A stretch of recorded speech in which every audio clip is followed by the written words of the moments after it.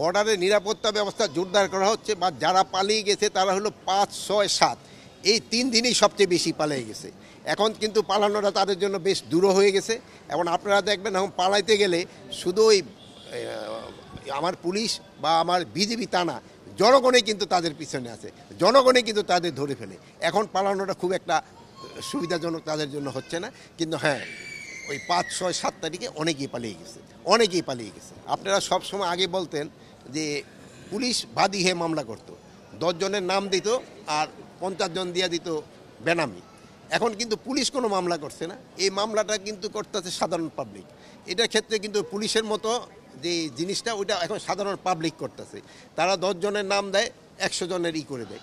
এই জন্য আমাদের এটা ইনভেস্টিগেশন হবে, ইনভেস্টিগেশনে যে দোষী সাব্যস্ত হবে তার ক্ষেত্রে অ্যাকশন নেওয়া হবে। এটা তো আপনারা আমাকে থেকে আরও সে জার্নালিজমে আপনারা আমাকে একটা খবর দেন, আমরা তাকে গ্রেপ্তার করি।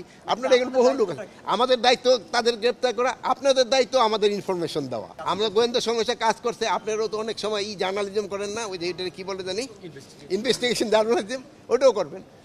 আপনারা আপনারও জানলে তাদের কাউকে ছাড়া হবে না, জানলে কেউ ছাড়া পাবে না। আপনারা ইনভেস্টিগেশন জার্নালিজম করেন, আপনারা কাইন্ডলি আমাদের দিয়ে একটা ইনফরমেশন দেন। আপনার যদি এই জন্য যদি আপনাদের কিছু খরচ হয় আমরা ওইটাও বিয়ার করব। যারা কর্মস্থলে অনুপস্থিত আছে তারা আমার এই বাহিনীর সদস্য না, তারা ক্রিমিনাল, তাদের যে কোনো জায়গায় পাওয়া যাবে আমরা ধরে দিবেন।